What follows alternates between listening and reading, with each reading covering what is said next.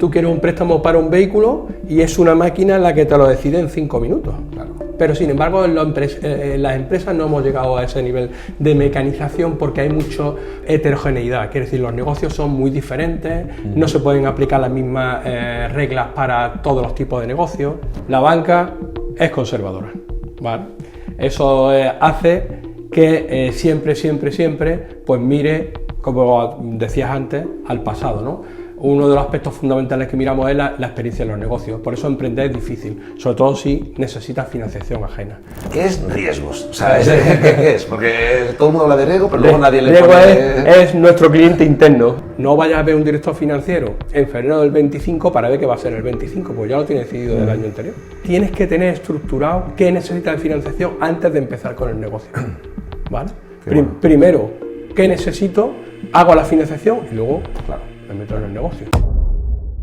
Hoy tengo una entrevista súper especial. Es un tema que me habéis pedido muchos y a mí me parece muy interesante. Y es el tema de traer a un banco aquí al canal a explicarnos cómo funciona el endeudamiento bancario, cómo funcionan los préstamos, cómo funciona el crecimiento a través de deuda bancaria, más cara, más barata, qué trucos podemos utilizar para aprovecharnos de lo que los bancos nos dan. Pues bien, ha venido Carlos. Carlos es el director de empresas de Cajamar, de aquí de Málaga, y ha venido a visitarnos. Creo que ya ha llegado a la oficina. Vente conmigo, que creo que ya está por aquí. Hola, Carlos. ¿Qué tal, Alberto? Bienvenido. ¿Qué tal? Bienvenido, Muchas gracias por recibirme. Pues nada, bien, muchas gracias por venirte aquí a Trasteros Plus y a mi canal. Muy bien. Vamos dentro de la oficina y hacemos unas preguntas. Claro que sí. Sígueme, por favor. Claro que sí. Bueno, Carlos, muchas gracias por haber venido aquí a Trasteros Plus. La verdad que es un orgullo. La primera vez que viene un banquero aquí a nuestro canal. Bancario. Empleado de banca. ¿Sí? ¿Qué diferencia habría entre bancario? Pues mira, banquero es el propietario, ¿no? Antiguamente, ¿no? La imagen que había de banquero antiguo, ¿no? Con su chistera y demás, ¿no? Y con su signo del dólar, y bancario somos empleados de banca. Al final es un matiz. Vale. Empleados de banca, bancario. Pues, Carlos, tú trabajas en Cajamar, eres el gestor de empresas, y me gustaría que nos contases, antes de empezar la entrevista, para conocerte un poco mejor, un poco más sobre ti. ¿Cuántos años llevas trabajando en el sector de la banca? ¿De dónde eres? ¿En qué oficina o en qué zona geográfica operas? Cuéntame un poquito. Pues mira, Alberto, llevo en esto, en banca toda la vida prácticamente, ¿vale? Desde hace más de 30 años. Y dentro de la banca, siempre banca comercial, en las empresas en los últimos 13, 14 años, ¿no? Estoy donde quiero estar, ¿no? Cuando hago mi entrevista con mi jefe, una vez al año, y dice, ¿cuál es tu puesto ideal? Digo, mi puesto ideal es donde estoy. Es decir, estoy en el sitio más bonito que tiene la banca, que es estar con las empresas. ¿Por qué esta diferenciación entre las empresas y los particulares? Bueno, las empresas es un organismo mucho más vivo, que es decir, con las empresas el trato es mucho más continuo. Con un particular hace una operación, hace 2 operaciones y quizás no tienes que contactar más con él durante cierto tiempo. Las empresas no, el empresario per se es inquieto, donde una persona ve un objeto, el empresario ve una oportunidad de inversión, el empresario es imaginativo, crea riqueza, crea empleo y te hace estar mucho más vivo, ¿no? Hay como muchísima más competencia en el tema de banca de empresas que en el de la banca de particulares. Y no me refiero a competencia solamente de precio, ¿no? Sino de tener que estar más vivo, tener que estar más en contacto con la realidad, tener que estar más en la calle, ¿no? Lo que nosotros hablamos de estar en la calle, estar en los negocios. No, con los particulares no tienes mucha oportunidad de decir voy a ver al particular a su casa, ¿no? Claro. Pero con el empresario sí. Aquí entras en tu negocio, ves una fachada y no te puedes imaginar qué es lo que hay dentro si no lo visitas, ¿no? Claro. Una vez que pasas lo que franqueas la entrada, pues es increíble, ¿no? Lo que has construido aquí, ¿no? Muchas gracias. Sí, digamos, Carlos, que un particular o una familia, pues a lo mejor acude a la banca 1 o 2 veces en su vida para 1 o 2 operaciones grandes que hacen, o 4 a lo largo de su vida, ¿no? Pues en su casa, si se compra la casa de la playa, algún tipo de financiación de préstamo personal, el coche o tal. Y son operaciones mucho más mecanizadas o, como dicen ahora, industrializadas, ¿no? Tú quieres un préstamo para un vehículo y es una máquina la que te lo decide en 5 minutos. Claro. Pero sin embargo en las empresas no hemos llegado a ese nivel de mecanización porque hay mucho más heterogeneidad, quiere decir, los negocios son muy diferentes, no se pueden aplicar las mismas reglas para todos los tipos de negocios, entonces todavía es más necesaria la mano del gestor, el gerente de empresa, que en el caso de los particulares, ¿no? El tema de los particulares quizá pues, en temas de inversión, de fondos de inversión y demás, pero no tanto en la financiación. Aquí el empresario requiere financiación, servicios, también muy importante, ¿no? Muchas veces asesoramiento. Cuando dices servicios, ¿a qué te refieres? Pues servicios, por ejemplo, pues en un momento que él está pensando dar el salto al exterior, pues recomendarle que utilice una línea de comercio exterior o un confirming internacional, de ver las distintas alternativas que puede tener, ¿no? Y un servicio es pues simplemente unos cobros pagos que sean ágiles y que tengan un coste pues adecuado, ¿no? Que sea un coste pequeño para el empresario, ¿no? Interesante. Mi trayectoria profesional ha sido casi siempre en Andalucía y afortunadamente desde que me vine a Cajamar los últimos 22 años en Málaga capital, que soy de aquí. Eres de aquí. Entonces, bueno, muy bien. Trabajo en mi ciudad, mi familia está aquí. Estoy muy contento. Bueno, y has visto en primera mano la gran evolución que ha tenido la ciudad de Málaga, de Málaga, ser una ciudad secundaria a convertirse en una punta de lanza, ¿no? O sea, totalmente. Cuando llegamos a cualquier feria, a cualquier evento, a cualquier reunión, hombre, los de Málaga, Qué bien. Los de Málaga, ¿no? Porque Málaga está de moda. Sí, es que Málaga está de moda. Es verdad que hemos hablado estos últimos años, desde el COVID para acá, que Málaga es una isla económica, lo que en otros sitios pues había dificultades, aquí lo había menos, porque hay inversión, hay actividad económica y Málaga está en un momento, pues yo creo que el mejor de su historia reciente, ¿no? Déjame que te interrumpa en la parte más interesante de este vídeo. Van a ser solamente unos segunditos. Quiero hablarte del patrocinador de este vídeo. Es Self Storage Marathon. Es el mayor congreso online que se va a hacer en la historia en el mundo de habla española. Será el próximo martes 28 de enero de 2025. Si estás viendo este vídeo después, lo siento mucho, pero te has quedado sin ver poder apuntarte al congreso Self Storage Marathon. Serán 13 horas con 13 ponentes seguidos, sin parar, pum, uno detrás de otro, hablando de self-storage y de alquiler de trasteros. Se hablará de todo, desde cómo montar tu centro, cómo gestionar tu centro, cómo conseguir la licencia, cómo aumentar las ventas, que si te interesa hacer una franquicia, si te interesa que te lo gestione un tercero, las mejores estrategias para gestionar tus empleados en un centro de self-storage, todo. Tanto si tienes ya un centro o varios de self-storage, como si quieres o estás pensando en montar un centro de self-storage, te interesa asistir al Congreso de Self Storage Marathon. Además, me han invitado a ser uno de los ponentes, por lo cual estoy súper contento. Volvemos con el vídeo. Te dejo por aquí abajo en la descripción del vídeo para que te puedas apuntar al Congreso Self Storage Marathon. Son plazas limitadas, no faltes, nos vemos dentro. Seguimos con el vídeo. Adelante. Y una pregunta, Carlos, tú que trabajas con empresas en Málaga, pero entiendo que tendrás también un componente de empresas no malagueñas, pero que invierten en Málaga, ¿no?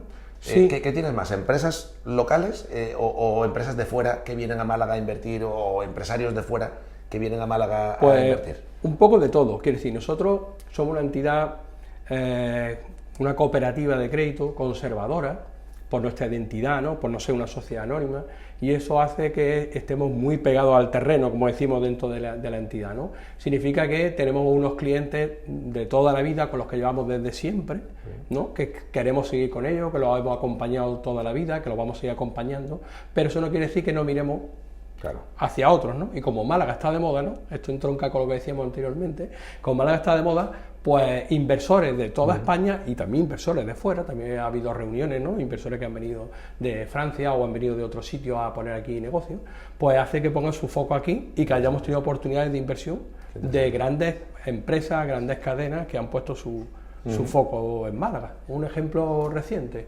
pues para un restaurante de una gran cadena francesa, ¿no? Sí. Y le preguntaba al señor, ¿no? a quien venía para ver el tema de la financiación y por qué han elegido Marbella, ¿no? ¿Por qué han elegido Marbella? Y decía él, donde se instala el Four Seasons, vamos nosotros. Four Seasons ha escogido Marbella, nosotros vamos a Marbella. Bueno. Recientemente una cadena también de locales de ocio muy importante, muy conocida de Madrid, sí. Dicen, por primera vez vamos a salir de Madrid, ¿no? Teníamos dos objetivos. uno nuevamente en Marbella e Ibiza. Hemos empezado por Marbella, iremos a Ibiza. ¿No? Es decir, Málaga está en el mapa de muchísimas empresas y lo tenemos que aprovechar. Quiero decir, los que estamos aquí tenemos que no solamente mirar a las empresas malagueñas, sino todo lo que invierte acá, porque al final es riqueza para Málaga. Qué bien, qué interesante. Voy a hacerte algunas preguntas un poco generales que me he estado pensando. Claro, antes de, yo ya cuando me confirmaste que querías salir aquí en el canal, que por cierto, no le des todavía a me gusta a este vídeo, hasta el final del vídeo. Si te está gustando, le das a like y te suscribes. Si no, nada, le das para abajo, no importa. Estoy tan convencido que te va a gustar esta entrevista con Carlos que le vas a acabar dando a like. Eso es un clásico en tu vídeo, Alberto. Es un clásico, ¿eh? Lo del like al final, ¿eh? Pero desde el final. Correcto. Y además, también te voy a pedir una cosa. Si te está gustando este vídeo o si tienes dudas, escríbelo en los comentarios, que yo me comprometo contigo a hacerle las dudas llegar a Carlos y incluso le convenzo para traerlo en futuros vídeos a contestar esas preguntas que nos puede hacer la audiencia. Cuenta con ello, Carlos. Cuenta con ello. A ver, Carlos, quería preguntarte acerca de emprender, ¿vale? Al final, todos los que hemos montado un negocio, pues empiezas o bien con ahorros propios, o bien yendo al banco, o bien que te prestan dinero. Es muy difícil tú no necesitar dinero de fuera, o te lo dejan tus padres o vas al banco, pero o se lo pides a un socio, pero al final nadie empieza con el 100% de los ahorros al montar cualquier negocio. Pero claro, yo ahora me pongo en mis zapatos cuando yo empecé hace 15 años en este negocio, que mi mujer y yo pues no teníamos histórico, acabamos de constituir una sociedad, y claro, nos veíamos un poco ahí con la tesitura de que los bancos pues no conocían el negocio del self-storage. Al final era un negocio más o menos nuevo en España y no lo conocían. Y tampoco teníamos histórico. Era como que yo intentaba al banco explicarle el futuro, de que mi negocio va a ir bien, pero ellos me daban a mí la sensación de que miraban el pasado, sino lo que yo ya había construido hasta ese momento. Y claro, aquí muchos emprendedores pasamos por esta situación en la que queremos financiación bancaria, creemos que nuestro negocio va a funcionar, pero el banco pues nos dice, ojo, es que, bueno, para empezar nos dice, no soy yo, es el de riesgos, que ahora hablaremos de qué significa eso de riesgos, porque es algo muy común. Y luego, pues, sé que me estás pidiendo 50.000, pero solamente puedo darte 25.000, porque no tienes un histórico. ¿Y hay algún truco, alguna manera, alguna recomendación a este tipo de emprendedores que cuando empiezan, que necesitan 50.000 para empezar con su negocio y que el banco solamente está dispuesto a prestarle 25? Carlos. Los inicios son difíciles, ¿eh? La banca es conservadora, ¿vale? Eso hace que siempre, pues mire, como decías antes, al pasado, ¿no? Uno de los aspectos fundamentales que miramos es la experiencia en los negocios. Por eso emprender es difícil, sobre todo si necesitas financiación ajena. Me decía una vez un cliente, ¿no?, que era un importe considerable, me decía que había hecho su roadshow, ¿no?, su presentación de negocio, con la triple F. Y yo decía, ¿qué es la triple F? Decía, sí, ya he conseguido la financiación de la family, los friends and los fools, ¿vale? Okay. La familia, los amigos y los tontos. Vale. Dice, una vez que he agotado todo eso, necesito la financiación bancaria, ¿vale? ¿Qué ocurre? Que la banca no quiere ser tu socio. Es verdad que la palabra de socio financiero se utiliza en algunas ocasiones. No somos socios, somos proveedores financieros. Es decir, la banca quiere apoyar el negocio, pero no participa de los beneficios del negocio, igual que tampoco debe participar en las pérdidas, ¿vale? Entonces, tiene que aportar un porcentaje de esa inversión, pero es fundamental la aportación de fondos propios. ¿Por qué es fundamental la aportación de fondos propios? Por varias razones. Primero, porque es una inversión que está pensada en el tiempo, quiere decir, en los tiempos previos a la crisis financiera, en el 2007, el 2008, quizás antes, 2005, ¿no?, cuando decía la gente, he ido a comprar el periódico y churros y me he comprado un piso, ¿no? Venía por la mañana, ¿por qué? Porque te daban para el piso y pídeme para los muebles, ¿no? Te daban más financiación del 100% en algunos casos, ¿no? Eso, te daban más del 100%, ¿no? Y eso no eran decisiones planificadas, no tenían ningún sentido y al final ese castillo de naipes pues se vino abajo. Eso no es lógico. El cliente tiene que aportar para su negocio y eso va más allá de su implicación moral o laboral, ¿no? Que está claro que contamos con ello. Puede haber un gran equipo, pero tiene que haber una implicación monetaria, tiene que haber una inversión, ya sea en efectivo o no sea en efectivo. Aporto un inmueble, aporto maquinaria, pero el cliente tiene que implicarse, ¿vale? Entonces, Carlos, por ejemplo, vamos a intentar dar algún tipo de recomendación o de realidad o de opciones. Yo soy un emprendedor que no tengo ninguna casa en propiedad. Vale. Y me he enamorado de este negocio que lo va a petar. Estoy hace 15 años que todavía no habían llegado los coworkings, por ejemplo, pero yo ya sabía que esto iba a funcionar porque ya estaban en Londres y en Nueva York y en Madrid y en Málaga no habían llegado. Y quiero montar un coworking en Málaga. Y me hacen falta 50.000 euros. Voy al banco y me dicen que como soy una persona que no tengo histórico financiero, pues que lo máximo que me pueden dar son 25. Entonces, ¿qué otras opciones podría yo tener ahí? Por ejemplo, el tema de avalar personalmente el préstamo, eso a lo mejor le daría cierta garantía al banco, o que avalen tus padres, o incluso algún inmueble que has comentado. ¿Qué trucos se te vienen a la mente? Sí, Alberto, para mí lo fundamental en una operación de financiación, lo fundamental es la viabilidad. Lo fundamental, ¿vale? Y luego vienen las garantías. Es decir, si necesitas 50.000 euros y aportas 25, o da igual el porcentaje. A mí lo que quiero es que esa inversión se pueda pagar. Vale, claro. No quiero tu vivienda, no quiero tu local, no quiero tu vehículo, ¿vale? Si esa viabilidad la puede aportar una persona externa con ingresos suficientes, me vale. Quiero decir. O sea, pero tienes que tener un plan de viabilidad. Defíneme viabilidad. Viabilidad significa que la cuota mensual sea fácilmente soportada por ese negocio nuevo que se crea, ¿no? Totalmente. Nosotros lo que queremos al final es una puerta de emergencia. Quiero decir, si el negocio, por lo que fuere, no va bien, ¿vale? No da el rendimiento, pues por lo que sea, no hemos equivocado, ha entrado una pandemia, no sé, lo que sea. Pues las personas que aportan esas garantías adicionales nos permitirán seguir pagándolo o refinanciarlo. Habiendo garantías, podemos refinanciarle, podemos dar una vuelta, podemos poner carencia.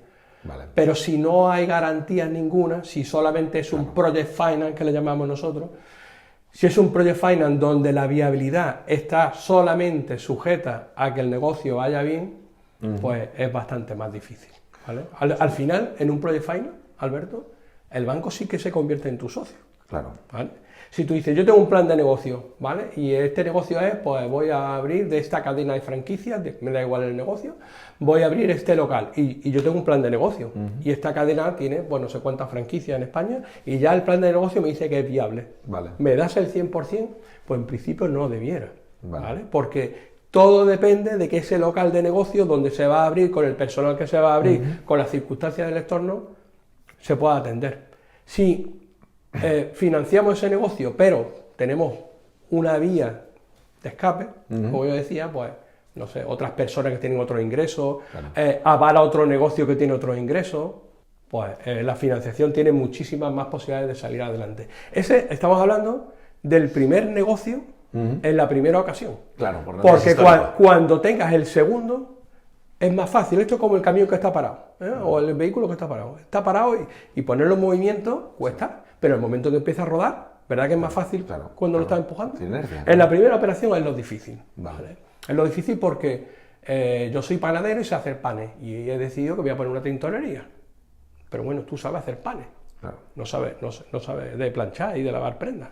Entonces, eso me genera a mí incertidumbre, y la incertidumbre es el enemigo del riesgo. Es decir, nosotros gestionamos riesgos y queremos las menores incertidumbres posibles, ¿vale? Por eso las trayectorias son tan importantes. Es verdad que hay momentos, como bien decías, Alberto, que tú dices, bueno, si es que tengo un proyecto hacia adelante, me estás estudiando hacia atrás, ¿no?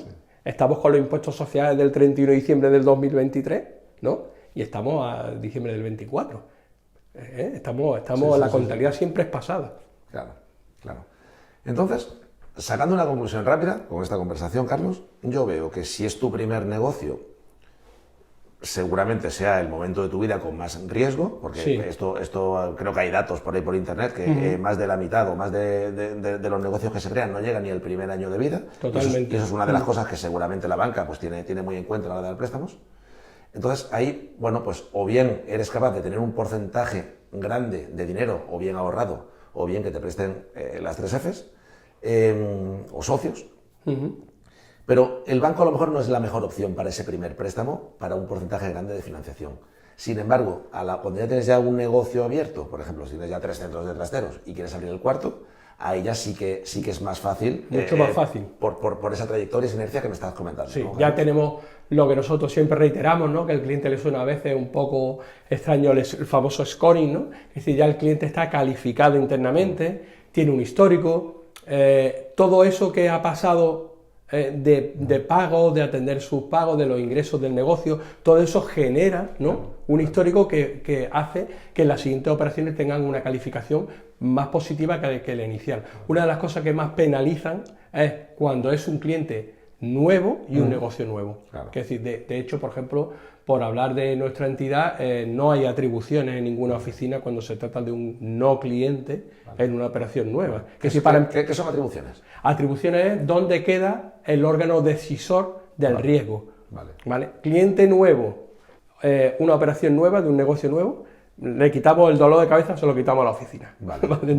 No pueden decidir, que es decir, directamente lo penaliza el scoring y hace que la operación suba hacia personas que tienen un criterio mucho más formado en el riesgo o que son más especialistas. Ahí es donde sería, pues, dependo de qué riesgos me aprueban o no me aprueban la operación. Sí. Porque, pues esta pregunta me encanta. ¿Qué es riesgos? O sea, ¿qué es? Porque todo el mundo habla de riesgo, pero luego nadie le pone... es nuestro cliente interno. A veces decimos en broma que nos da más quebradero de cabeza el cliente interno que el externo. Bueno, es broma, ¿no? Sí. El riesgo es, pues, quien, sin tener al cliente delante, sin estar sujeto a opiniones, a la subjetividad que tenemos nosotros, ¿no? A cómo a mí cuando entro en un negocio ¿no? Como me alegra cuando veo negocio, cuando veo actividad, ellos van pues a los números, van a unos criterios de solvencia, van a unos criterios de viabilidad, de liquidez, a una serie de ratios,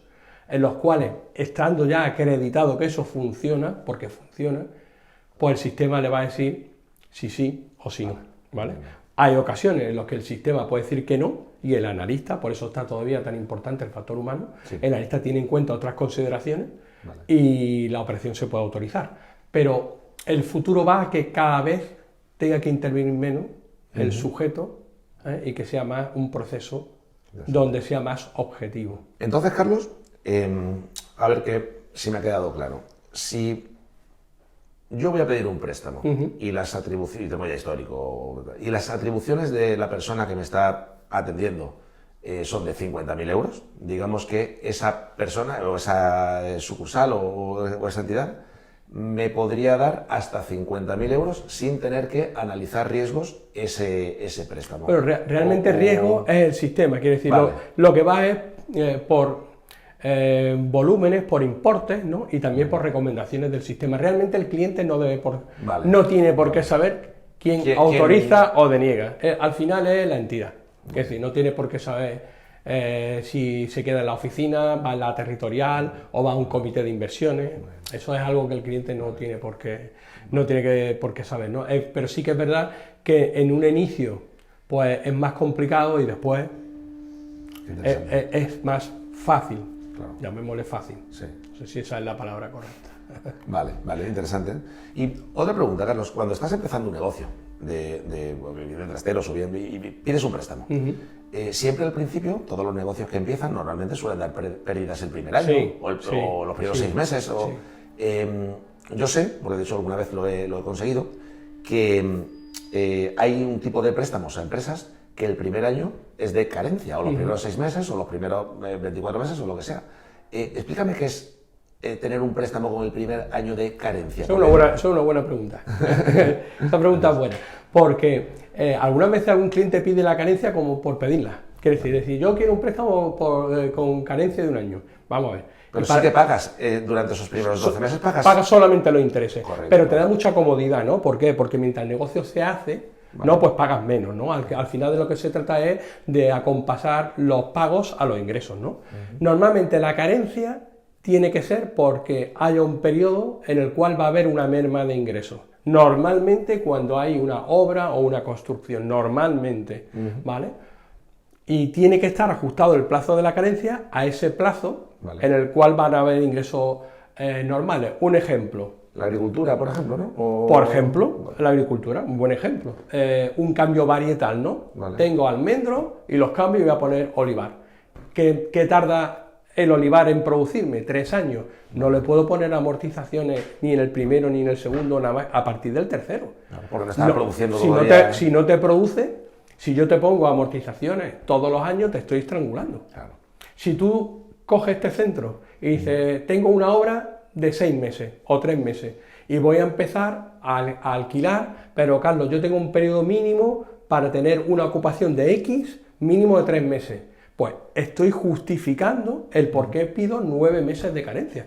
6 meses de obra, durante la obra, ¿cómo te voy a cobrar amortización si tu negocio no está produciendo? Claro. ¿Vale? Me da igual que tengas 5 centros más, ¿no? Pero este centro, que tú quieres que la financiación se pague con lo que produce el centro, pues no debe atender cuotas mientras está la obra, y luego, ¿qué periodo mínimo necesitas para tener alquileres que tengan más o menos que llegue al punto muerto, sí, de rentabilidad, ¿no? Que tú digas que con esto pago gasto. 3 meses, pues lo correcto es pedir 9 meses. Lo que no se debe pedir es carencia sin justificación. Claro. Es decir, yo una carencia en un préstamo para que con lo que dejas de amortizarme a mí pagues a la entidad B, claro, no lo puedo autorizar. Sí. Si tú inviertes en un negocio que está abierto, volvemos a la panadería o volvemos a la tintorería, yo compro una tintorería que está abierta, sí, tiene su clientela y demás, no hay motivos para tener una carencia. Un flujo de caja positivo. Claro, o sea que está abierto, ingresa todos los días, claro, discutiremos luego si la financiación tiene que ser al periodo X o al periodo Y, pero no da lugar la carencia. Cuando hay periodos en los cuales no va a haber ingresos, ahí es donde hay que poner la carencia. Muy bien, muy interesante, Carlos. Y no tiene que ver con el tipo de préstamo. Es verdad que hay algunos préstamos como los ICO, no sé si te suena, Alberto, o alguna vez te han ofrecido préstamos ICO, que traen ya, per se traen la carencia, ¿no? Porque los ICO son, se llama ICO emprendedores, ¿no? La propia palabra te dice que es para emprender. Pues lo mismo, ¿no? Si tú vas a hacer un emprendimiento, pues ya el ICO te contempla que te puede dar hasta 2 años de carencia. Vale. Y la carencia se pone en función de cuándo te llegan los ingresos. Oye, Carlos, y ahora, sabiendo todo lo que tú sabes de banca, ponte en los zapatos de que si tú fueras un emprendedor y fueses a empezar o tuvieses ya un negocio en marcha, ¿con cuántas entidades bancarias tú trabajarías? ¿Hay algún número mágico o...? No hay reglas mágicas. Vale. Al principio, Alberto, y yo creo que eso lo has explicado tú muy bien en uno de tus vídeos, al principio tú tienes que coger la financiación. ¿El que te dé dinero? La que te dé, claro, y además, como el precio va en la misma dirección que el riesgo, claro, no puedes negociar condiciones. Quiere decir, el riesgo será más o menos caro, ¿vale? Porque precio y riesgo siempre van en la misma dirección, siempre, y si el banco te da X, pues lo tendrás que coger porque lo necesitas. Necesitas financiación ajena. Siempre necesitas financiación ajena. Claro. Incluso si tuvieras recursos propios, nunca gastes todos tus fondos propios y te quedes sin ningún tipo de fondos propios en una inversión, ¿vale? O sea, nunca te quedes sin caja. No te quedes nunca sin caja. Claro. Mira, esto me recuerda una cosa que es un fallo que he visto que han cometido muchos negocios, que es que hacen su plan de negocio y estructuran la financiación hasta el día que abren la puerta.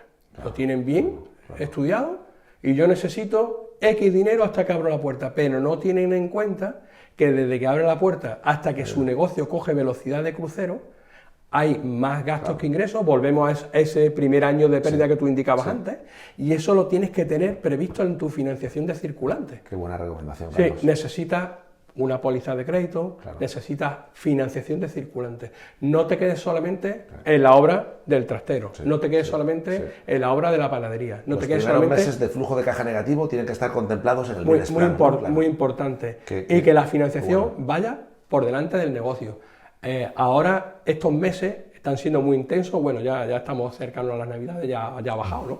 Pero los directores financieros de las empresas importantes, pues nos reunimos con ellos en octubre y en noviembre. ¿Por qué? Porque ellos hacen su planning del año siguiente. No vayas a ver un director financiero en febrero del 25 para ver qué va a ser el 25, pues ya lo tiene decidido del año anterior. ¿Por qué digo esto? Porque tienes que tener estructurado qué necesitas de financiación antes de empezar con el negocio, ¿vale? Primero, ¿qué necesito? Hago la financiación y luego me meto en el negocio. Sí, incluso esa frase que suelen decir de no pidas dinero al banco justo cuando lo necesitas, intenta adelantarte a tus necesidades de financiación, porque seguramente cuando te haga falta ese dinero, pues y empieces a pedirle a los bancos dinero, pues a lo mejor ya vas tarde y vas, a lo mejor pues tienes necesidades de caja, de tesorería que Alberto, no me hagas decir cosas que no quiero decir en esta primera entrevista. Los bancos tenemos una cosa que detectamos muy rápido, que es cuando el cliente tiene mucha necesidad. Claro. Y no nos gusta nada. No nos gusta nada. No nos gusta nada. Uy, qué buen consejo es este. Si tienes necesidad, intenta no trasladarla. Vale. Cuando nos veamos y demás, pues intenta no trasladar esa ansiedad. Es decir, respuestas erróneas como ¿cuánto necesitas? Lo que me puedas dar, jamás responda. Bueno, casi ningún empresario responde eso. Vale, jamás, eso es una respuesta errónea. Porque das sensación de necesidad y de que estás mal económicamente. Después de esa respuesta es operación denegada. Operación denegada, qué bueno. Es decir, terminas la conversación, te vas elegantemente, pero operación denegada. Es decir, tienes que trasladar confianza. Evidentemente hay una necesidad de financiación, ¿no? Pero no puedes trasladar esa inquietud, esa inmediatez, necesito... Desesperación, ¿no? Sí. Qué bueno. Volvemos a lo que decíamos al principio, ¿no? El tema de la planificación, de que lo has hecho con tiempo, lo has pensado, ¿no? Tienes tu plan de negocio, sabes más. Luego habrá desviaciones, porque yo no conozco una obra que haya cumplido su proyecto. Eso no sé si tú lo has vivido en alguno de tus centros, pero yo no he visto nunca un coste que se haya ajustado a lo que ponía el proyecto básico, jamás. Siempre hay desviaciones. Pero dentro de eso tienes que tener pues esa previsión. Qué bueno, ¿vale? Sí, genial, muy buen consejo. Carlos, y vamos a intentar responder un poco cuando ya tu empresa ya está madura. Si tú fueses el dueño de una empresa ya madura, ¿con cuántos bancos trabajarías? ¿Tienes algún número ideal? Porque claro, entiendo que trabajar con 10 no tiene mucho sentido. No tiene ningún sentido, porque al final cuando tu empresa coge un cierto volumen, tienes que ser importante para las entidades financieras, o más o menos importante. Tú sabes que no es lo mismo cuando como gerente de empresa me suena el teléfono y me llama el cliente, con todo los respetos, que todos son para atenderlo, me llama el señor A que el señor Z. Cuando me llama el señor A, a menos que esté reunido con mi jefe, lo cojo. Hay que cogerlo. Si llama el señor Z, pues lo atenderé cuanto sea posible. Es decir, cuando eres relevante para la entidad financiera, pues al final consigues mejor servicio, mejor precio. Evidentemente, estamos en un mercado absolutamente competitivo y donde ninguno queremos perder operaciones. Y cuando el cliente es bueno, damos nuestra mejor oferta. ¿Vale? ¿Crees que a lo mejor trabajar con 3 bancos es un número bueno? A mí 5 me parece mucho y 2 me parece muy poco.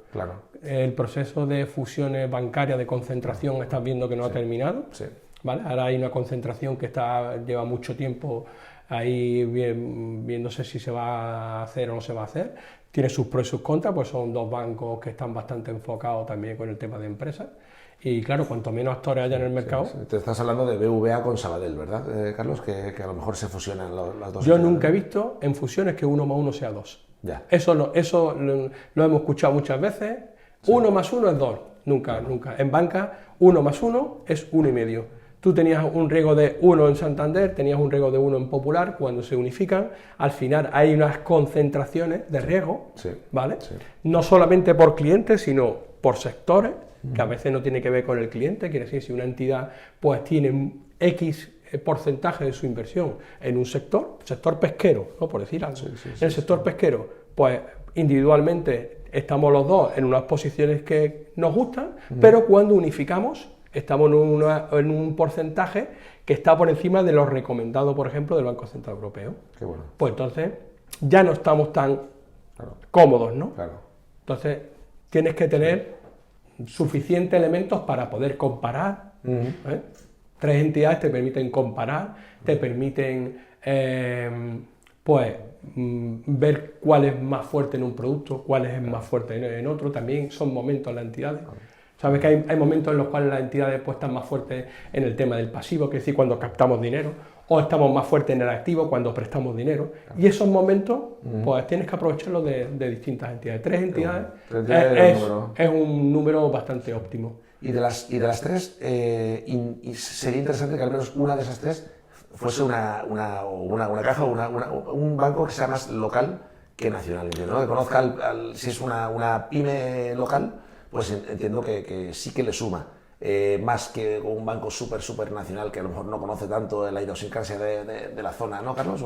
Pues sí, depende del tipo de negocio. Mira, por ejemplo, ventaja de los que tenemos una presencia más local. Como te decía al principio, yo soy de Málaga, vivo en Málaga, conozco bastante bien Málaga a nivel empresarial. Entonces, eso me hace tener mucho conocimiento del negocio que se mueve en Málaga. Y hace que podamos contrastar de una forma quizás más cercana cómo funcionan determinados negocios, como lo pueden hacer entidades más grandes, ¿no? Donde el personal pues, tiene más rotaciones, donde no son de la plaza, donde no conocen pues, tanto el terreno como lo conocemos nosotros, ¿no? Que si somos una entidad que llevamos aquí, los que estamos aquí, llevamos aquí siempre, si tiene algún problema conmigo, me vas a localizar seguro, absolutamente seguro, quiere decir, si no estoy de gerente de empresa en la territorial, pues estaré en la oficina de Callilera cuando estaba, o estaré en el polígono San Luis cuando estaba, pero me vas a localizar seguro. Entidades que son más grandes tienen más movilidad, ¿vale? Tienen más conocimiento en productos más grandes, pero quizá para las pymes, ¿vale? Las podemos atender mejor entidades más pequeñas. ¿Por qué? Porque también un banco que tiene un volumen notable, grande, una operación de cierto volumen pequeño, como la que hemos hablado antes, por ejemplo, de 50.000 euros, es tan pequeña para esa entidad que a lo mejor no le presta la atención que le puede prestar una más local, ¿no? Entiendo. O cuando tú me hablas mañana y me dices, pues, la avenida Los Vegas o tal, pues conozco perfectamente las ubicaciones. Sí, incluso tienes más clientes en la misma calle. O me hablas de una constructora, pues conocemos todas las constructoras locales, ¿no? Cuando alguien nos dice, pues vamos a hacer tal obra, oye, es fundamental saber la calidad de la constructora. Qué bueno. Pues, qué bueno. oye, pues, ¿conoces tal constructora? Claro que la conocemos. Claro, estos son tal, de la familia, tal. Y a lo mejor también incluso trabajas con sus clientes o con sus proveedores, o sea, que tienen más qué bueno, qué interesante. Sí, al final con las pymes pues hay una relación bastante cercana, ¿vale? Que yo no digo, ojo, no digo yo que las entidades grandes no puedan, pero sí que es verdad que al ser más grandes también están enfocadas en operaciones de unos volúmenes también más grandes. Qué interesante, la verdad, Carlos. Llevas dándonos un montón de trucos y de consejos Podríamos estar hablando aquí. Sí, hasta mañana, ¿no? Bueno, chicos, pues muchas gracias por haber llegado hasta aquí. La verdad que, Carlos, ha sido una pasada la cantidad de consejos que has dado, porque ya no solamente estás hablando desde el punto de vista del banco, sino estás dando también consejos desde el punto de vista de qué debe de hacer un emprendedor o un empresario. ¿Sabes lo que nos dice Riesgo? Que no empaticemos tanto con los empresarios. Que no nos pongamos tanto en los zapatos del empresario. Bueno, pues, que nos recuerden que trabajamos para la banca en alguna ocasión. Nos dicen, oye, te recuerdo que eres empleado de la entidad, no eres empleado, sí, pero bueno, yo también vengo de una familia donde mi padre fue empresario y bueno, en los que nos gusta la empresa. Muy bien, muy bien. Eso se nos nota. Carlos, pues tengo una última pregunta. Venga. Esta será la difícil, ¿no? Esta será la difícil. No, espero que no. A ver si esta frase estás de acuerdo con ella o no. Si tú le debes 1.000 euros a un banco, tú tienes un problema. Si tú le debes 10 millones de euros a un banco, el banco tiene un problema. ¿Estás de acuerdo con esta frase? Y si le debes 1 millón, también es un problema para el banco. ¿También es un problema para el banco? Sí. Es un chascarrillo, ¿no? Un refrán, pero es cierto. Quiero decir, cuando te haces grande, pues la entidad incluso te pone en sitios que se llaman grandes acreditados o te ponen con unas vigilancias especiales. Sí, porque al final, cuando eres más grande, pues eres más importante para la entidad. Si te resfrías, pues nosotros podemos coger un catarro también. Es normal. Al final, un préstamo pequeño, queremos que se paguen todo, absolutamente, pero un fallido pequeño, pues no nos hace daño, ¿no? Un fallido grande sí que hace daño, por eso fue la crisis financiera tan importante, ¿no? Porque fue una caída de grandes empresas, de grandes importes. No era un problema de pymes, el problema no fueron las pymes, el problema fue una crisis financiera que arrastró. Sí, hizo efecto dominó, ¿no? Totalmente, totalmente.